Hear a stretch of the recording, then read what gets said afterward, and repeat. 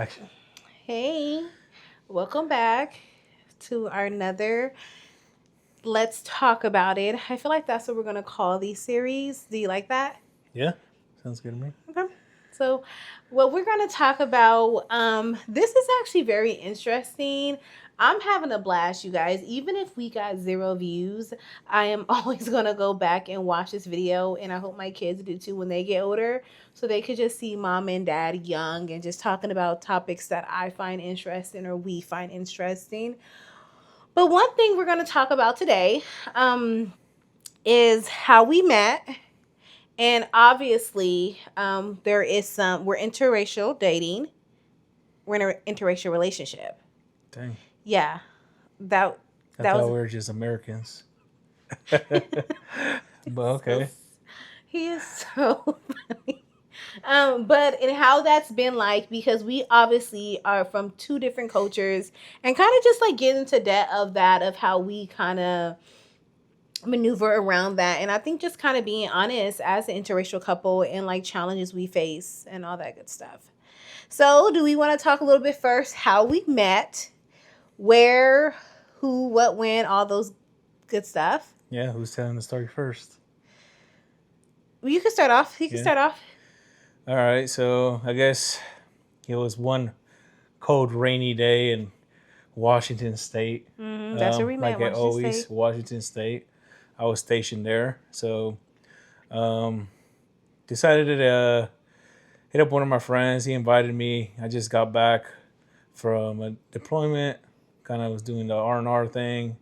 Invited me to a party. I said, let's go hang out before you leave. What's an R&R? Sorry. Basically, just leave from. Oh, okay. That's like deployment. military slang. Yes. Okay, got you. Anyways, so then we went. We met up with Raven and her sister.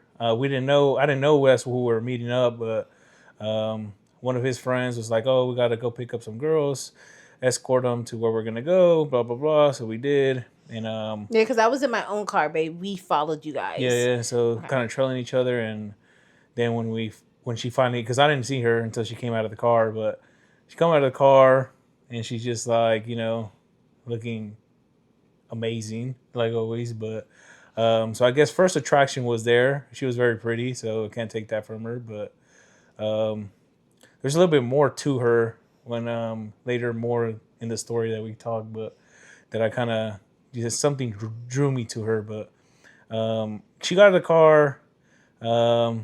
Funny thing is, me and my homeboy, we kind of, I guess, how could I say this without being a typical guy, I guess, but we kind of had the night already planned out. The friends were coming. My homeboy got the friends, whatever. I was going to a house party anyway, so I was going to just find whatever fish was going to be there because a lot of fish is in the sea, right? But something happened in between that where she got out of the car, I seen her, and we was walking. She had her hair did and everything, so she was over here covering her hair, sister, everything, running. I think it was raining. I don't want to get my hair Yeah, wet. she didn't want to get her hair wet before the party Yeah. and just poof up, I guess. And the first thing she asked me, she didn't even know me, was, can you put on my dress? Because I guess she had a little short dress. You can imagine. It was rising up every little step she did with her little high heels, just tiptoe. And she caught me off guard because I was like, dang, she didn't even ask me for coffee, my number, or Instagram, Snap, nothing. She just, can you put on my dress? And I was like, oh, okay. She's like, wait, hold on. Before we do this, what's your name? I was like, Jose. And it's like, oh, I'm Raven. Now we're not strangers. Nice to meet you. And then I was able to pull her dress down. So I guess that made it better.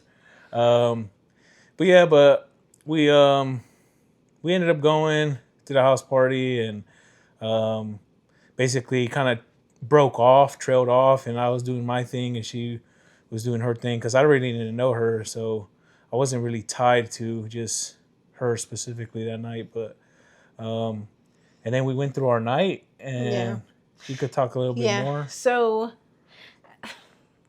I hate the pull down my dress part because when you think about it, it sounds crazy, but I really did not want to get my hair wet. It's like this. I really did not want to get my hair wet. But the thing about it was, yeah, you have to do what you have to do. But yeah, so he actually was with one of my friends. And was it true that you were actually supposed to be for my sister and your friend was supposed to be talking to me? Is that there's truth to that? In a sense, there was. I guess it was kind of like default. I'd be the wingman just in case of Yeah. my homeboy was able to, talk to the sister or friend, and I had to be take the dodge bullet. Not saying that it would have been bad because there's nothing wrong. Like I don't want Yeah. to offend her sister because her sister's, she's a pretty girl herself, but it was kind of like the wingman thing. When you're with your partner, Yeah. you're gonna just take it. Yeah. But And also it's so crazy because the his hair. Like I wish we had a picture to show his hair because his hair was very different. And also backstory, he was the only person who was not black there. So he automatically like stood out and he had like this kind of weird haircut to me. So I kind of was intrigued by him. I'm gonna be honest, just because like he just stood out. And one thing about me is I'm a very outgoing person. I love socializing. Um, but opposites do attract because I noticed that he was like the opposite. He was the more quiet, mellow one. And that drew me to him because I don't like a loud in the mix guy, but I noticed that he was just like very calm and collected and something about that I was just attracted to. But he most definitely was looking at me all night. Let's not act like he was looking at me. My sister was like, "Girl, I knew he was gonna ask for your number because he was looking at you all night." And there that story is crazy because it ended up with like pulling out guns, fighting, just real crazy. But let's just fast forward into the party was over. It was time for us to go home. And I remember telling my sister, like, hey, we gotta find the Hispanic guy because we parked next to him. It was dark. I wanted to, walk with people. So I asked if we could walk with you. And you yeah. agreed. And then I guess just like give a little quick of how that went when we walked back to my car. Yeah, so to talk about the haircut too, it wasn't a crazy haircut. It wasn't no mohawk or anything crazy. If anyone thinks like it wasn't an Edgar haircut, so nobody can think You about. had bangs. It was just a nice fade on the side and just comb over the front with a little bit of bangs on the front, just bang lineup. But Bangs is crazy. um, yeah, because I couldn't have crazy haircuts in the military, so it Yeah. wasn't that long. I didn't have bangs all the way But crazy, it looked but good. It looked um, good. It just I'd never seen a hairstyle like that. yeah, and I don't know. I just to kind of add on to her. I just at the party. I just kind of I don't know. That was kind of like my vibe. So I kind of always stuck out like a sore thumb because everywhere I went was kind of just that vibe I always liked to go to and just kind of hang out and party. And clearly I had a type. If no one kind of hint what kind of type of women I was into, but all women are beautiful. But I just had a certain type at that moment at that time. But yeah, so we walk her. She finds me out of all the chaos that happened, and we go walk her to her car. I just the party went good. Um, clearly, yeah, I had my eye on her kind of a little bit too because my homeboy fumbled that ball real quick and real bad. So how was I not gonna pick that up for him? Um, so walked her to her car, shot my shot, told her, hey, does Raven have a number? So she giggled, laughed, whatever. You asked me what's your name and I was like Raven and you're like does Raven have a number? There you go. And that was I don't know. It's so crazy because when we think about it, it was like so corny, I would say, but to me that just made me giggle so much. And I remember my sister was like that was cute. And I was like, Raven, give him your number. So I gave him my number and we've been like this ever since. I think it was like February 27th when we met, and I think like what February 29th. No, it was in March because there's not 29th of February at that time. Okay, so no, we met February 25th, and then I think we went on our first date to Red Lobster February 27th, and then we were like inseparable since. It was just like me and you, and then we got married a month after knowing each other. Yeah. Yeah, don't recommend that, you guys. That was crazy. And I think that also kind of leads into like how we got married within knowing each other for a month because you were there was accident happened and you came back down to the United States, and then Right. you had to leave a couple of months later. So To we hurry up and got married before you left. finish off my deployment. So that was like 6 months. So we were like Hmm. talking on the phone and all this good stuff, getting to know each other. But then also when you came back, that's when it was like, okay, now this is the man I married, we're living together. And then just talking about like the culture clash, because I am, for my background, I am technically mixed with black and Mexican. However, I was raised by my black mother. Never really had a relationship with my father. So I was raised, the black culture from a single mom. And you were raised with both parents in a Mexican household. And I think that that was very different for us. And there was a lot of, we crashed. Like there was a lot of collaging going on between us, because there was certain ways that I was raised, and there were certain ways that you were raised. And it was really hard for us. I would say the most thing is, like, I would feel like our traditional roles, where you were raised, like your mother stayed home, was a stay-at-home mom. She cooked and she cleaned. And I wasn't raised like that. So I had the opportunity when we got married and we got stationed down in Tennessee. I had the opportunity to be a stay-at-home mom, which I love the thought of that, because I was a single mom at the time, to Nehemiah. Jose was in Nehemiah's life since Nehemiah's been 3. So I was a single mom at the time with our oldest, and you gave me that opportunity to, like, hey, focus on school and be a stay-at-home mom.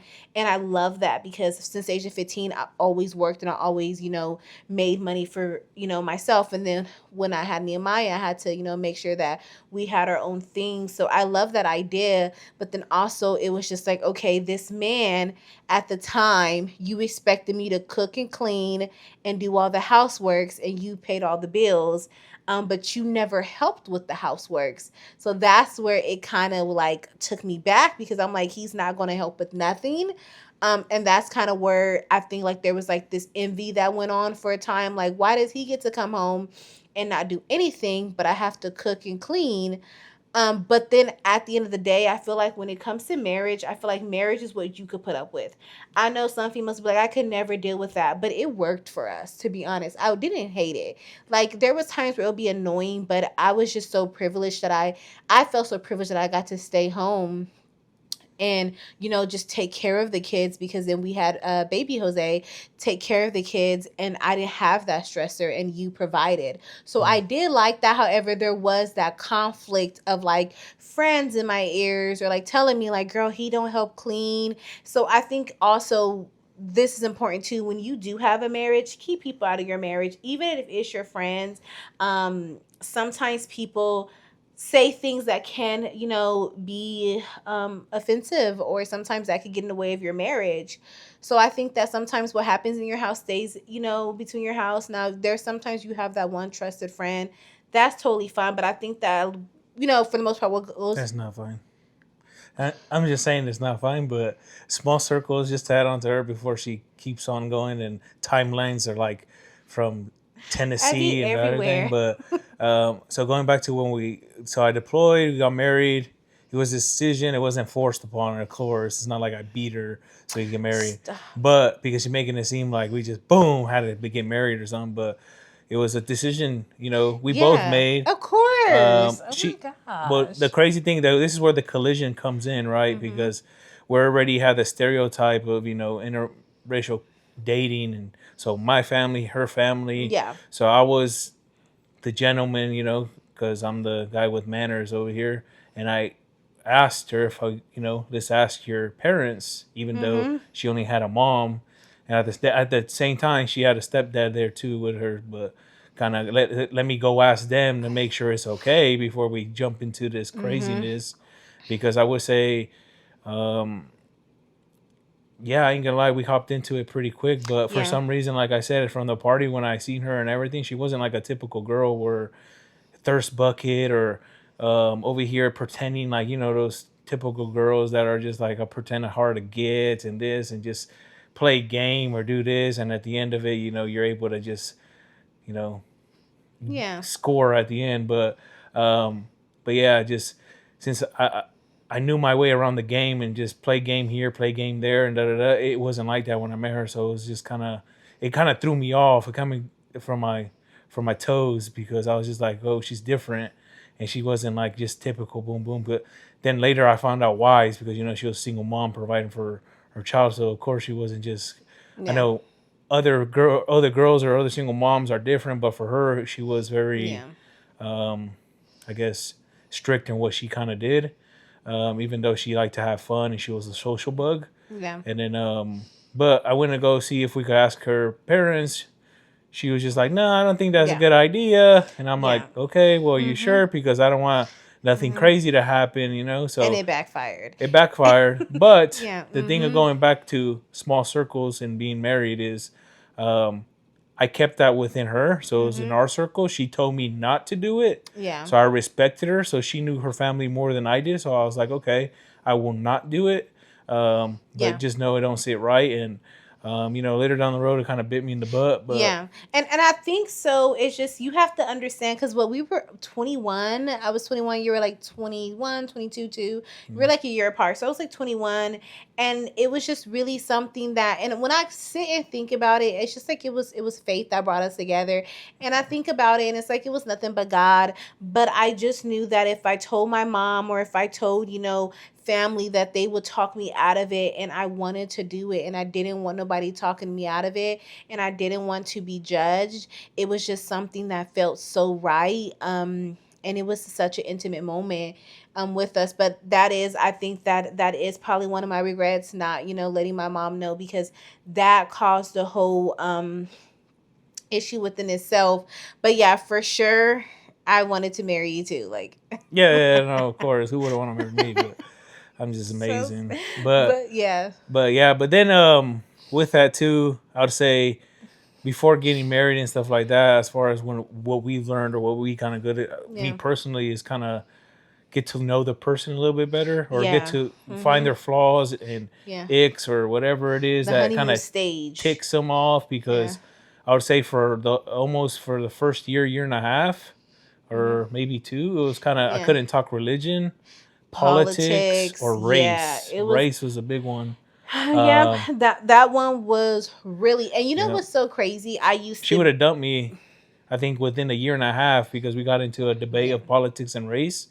And if it wasn't for her commitment at the time that she didn't know, because she's but for better or for worse, she kind of stuck through it, and we kind of got over it. But it wasn't nothing like crazy where I offended her or she offended me. It was just we just didn't agree upon certain things, which and I feel like we couldn't relate because we were so different.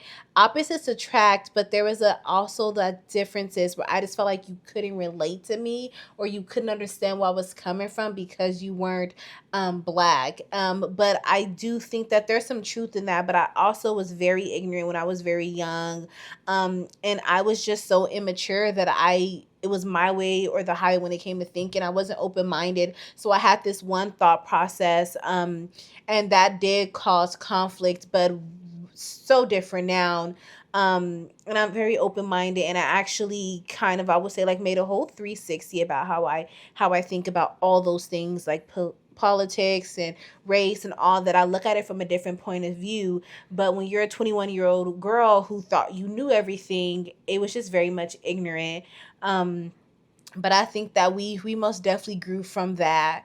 And we kind of have, I would say, like a mutual understanding on that.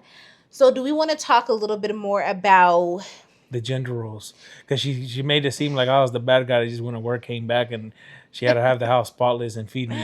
Yeah, and that's not true. You weren't. I wasn't a dictator like that. Mind you, I did expect certain things because I was brought up differently. So my mom kind of catered to my dad, and some things I kind of liked it, some things I didn't, because some things you can always improve on. Yeah, and then being so young and being a wife, I think that it's something too that, like, I had to work on.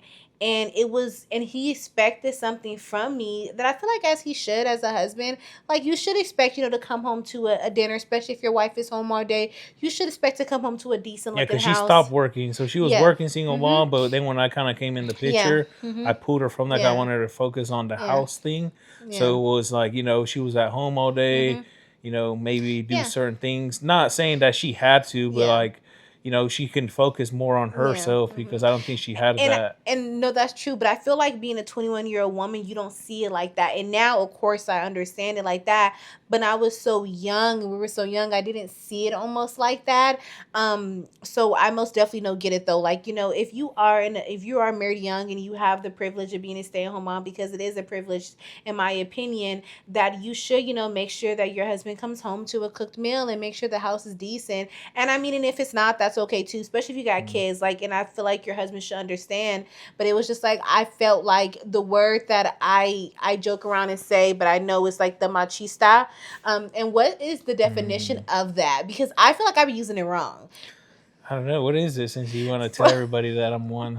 No, I'm not saying that. But from what I understand, it's like, you believe in, like, a woman cooks and cleans, stays home. A woman stays in her place. A woman is not necessarily equal to a man. And it's just, to me, very toxic. And of course, I joke and say that, but that's not how you are.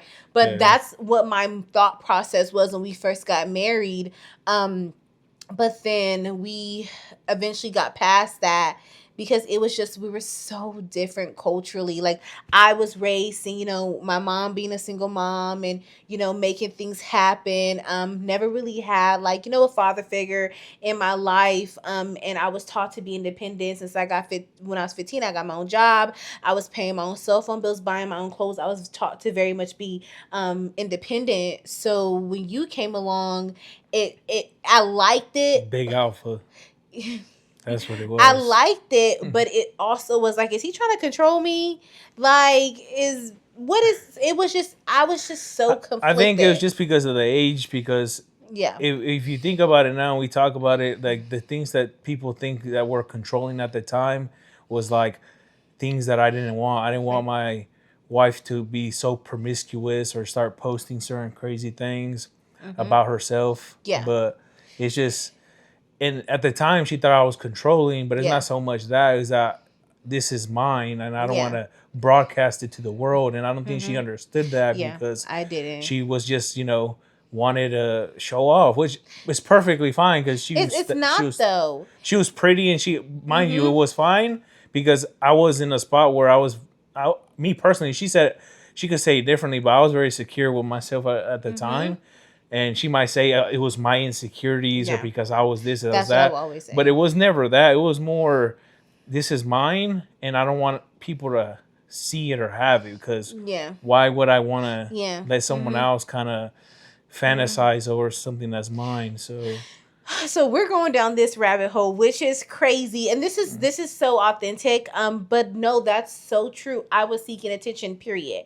And this is the thing that, mom, friends, cousins, anybody you could think of, I was controlling, or just the certain things I did. I guess since they didn't understand it, I was just controlling, and they used the culture difference and be like, it's because he's Hispanic. And usually you guys are known to kind of, move that way. That's true. But I think that and this is the thing, because there's so many young girls still to this day that dress very promiscuous, that, listen to certain music, be twerking, all that. And I kind of was like that in a way. I wasn't so promiscuous, but I did dress that way. So I thought, like, hey, instead of me at the time, 21 years old, showing everything, and then my husband had backlash. It's like, oh, he's being controlling, he's insecure. When reality, no. It's like, when you're married, you do carry yourself a certain way. But we were so young, and I did not understand that, and I didn't see that.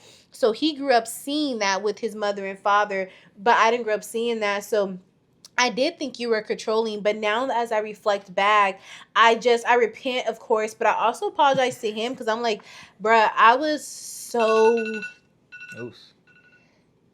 I was so crazy. Like I really was. And I think that our marriage survived so long the way it did was because I feel like we were just in God's favor with our marriage. And now that I, found God, I feel like it helps me become a better wife and things like that. But no, that's true. Where a lot of times people would say, oh, your husband's controlling. But if you're a woman who have morals and have modesty, you understand that you carry yourself a certain way. And those women who say, well, I'm going to wear what I want to wear and my husband don't care what I dress. I think that's a little bit of a red flag because why don't he care, Like I think a man should care how his woman carries himself. So that's really good. I do. That was a Yeah. rabbit hole that you were getting caught controlling because of that. And I fed into it, and those are arguments to be around that. But it's like no, like Raven, you carry yourself a certain way, and that's all you wanted. And I hate that I gave you so much backlash for that. Yeah, it's okay. I mean, I think the biggest thing that I kind of is marriage to me was kind of just like to her. It was a battle. It's Yeah. hard, but Mhm. it's just something we never gave up on each other. Yeah. Even though we went through hard times, mind you, we have our stories, Excuse me. but we we just never gave up on each other. Yeah. I feel like there's a lot of forgiveness in both ways, Mhm. but we're here now. We can kind Yeah. of talk about it, relate. Some things, I ain't gonna lie, I still kind of hold on to and just, Mhm. like they say, Because I do feel like forgive but not forget. But yeah, you are a stubborn person, and yeah, that's so that stubborn, is but one for a reason, thing. not because I was Um, made that way. and that's beg to differ. Yeah. I do think my husband is a very stubborn man. I love you to death, love you down to pieces, but you are. But that's okay because we're not perfect. And one thing that I always love to say about marriage is when two people who are not perfect that refuse to give up on each other, and I would never give up on you. I do think that it's what you could put up with. Also, it's like what you could put up with, and I think that the things both of us that we fall short, I think that we help each other with those things. But that's what marriage is pretty much about, just two people who refuse to give up on each other. And then when you give up, that's when divorce comes, and that's when all the stuff comes, when that's just like you gave up. And I always told myself I would just never give up. I'll just keep fighting unless you do something that's like really out of pocket. Yeah. I think for me specifically, my circle was already small when I met her and I did the Yeah. marriage thing, and she kind of had to learn the inner circle thing where she Yeah. had to start kicking people out of her circle because it was just she would listen or kind of have that mindset. Or Mm-hmm. it'll kind of trickle her back into she's doing well, and we would have this great relationship between each other. Yeah. But then something got in her ear, and it's like she took 10 steps back, and it was like I was dealing with the same person or a whole different person at the Yeah. time. So it was just back and forth, back and forth. And she kind of Mm-hmm. learned how to kind of control that. Oh, I Yeah. shouldn't be talking about this. Because then at that point, too, her family really didn't know me. So Yeah. they're already getting the picture painted of me, Yeah. but off of her negativity or her Yeah. negative Mm-hmm. aspect of me. So when I come into the picture, it's already a bias. Oh, no, he's Yeah. this or he's that. So, Yeah. I would say this is something I do like to say is that we like to, especially what I am, when I get into arguments with, my husband or, back in the day, I would go to people, whether that was my siblings or my mom or my best friend at the time, I would go and I'll just be like telling all the negatives, and never really did I talk about the positives with you because I was like, oh, I don't want to brag too much, but I will always talk about the negatives. And the thing about that is you have to understand that you may forgive him, but they still are not. Like, they're still going to keep track of those wrongdoings or, And then also, I do believe there's three sides of the story: what he said happened, what I said happened, and what really happened. So there were times where I was probably being dramatic, or I probably was, taking it the wrong. probably all the time. No, but there Oh, was times where I'm gonna go here. Even you're just being really dramatic. I was very not mature when it comes to my emotions. So I would flash and go off, and I would go to these people and tell them. So they had this whole perspective of you that was just from me being mad. And then we made up and we're all good, but then they still have that image of you. So that's why I always say, keep what goes on in your marriage and your marriage. Now, I do have and some sisters in Christ, what I call them, and I can't confine in them, but I know they're going to hold me accountable. I know they're not just going to agree with me because I'm their friends, and that's what we do. We agree with our friends because they're our friends, but I have people who are now that I'm older be like, no, girl, you were in the wrong. You need to apologize or you need to look at it a different way. So I think with marriage too, don't go back, especially if they're not in a marriage too, because everybody who I was confiding into never been married. So how could they give me on advice something they have no experience in? So that was good too. Yeah. That was a that was a barrier in our marriage too, because I was letting some people get in my ear. And then I would come back to you and I would give you so much attitude, and then going off, not even knowing, like Raven, like that just. We're recording? Yep. So I guess it cut off. So Yeah. I guess we're gonna do the final closing things. Kind of closed off on us. I don't know when it did, but Yeah. my battery died on the camera, so I guess we know we have a limit. Mm-hmm. So yeah, we were just yapping. At least I was just yapping. yeah, But y'all didn't miss much. I guess we just want to make sure if y'all thinking of marriage or anything like that too, is just don't be scared of it. mm-hmm. It's always bad in the beginning, but it gets better. And I think we're improving all the time, and it's getting a little bit easier to communicate and be more comfortable with each other, and not walk on eggshells and all that stuff. But other than that, Yeah. you want to add anything to it before we close? No, I think you did good. Yeah. I think we kind of touched base on a little bit of everything. We can keep on making videos of exactly more details of what you guys want. Yeah. I guess of our relationship, because we can always go down the rabbit hole. Her family, my family. Mm-hmm. What was it that, why I sticked around with this amazing single mom at the time? Yeah. Because I know that's very intimidating for some single guys to take the package, or they kind of just play with the package and then just move on with it. And all that goodness. But I guess until the next time. Yeah, until we meet again. See you. Bye.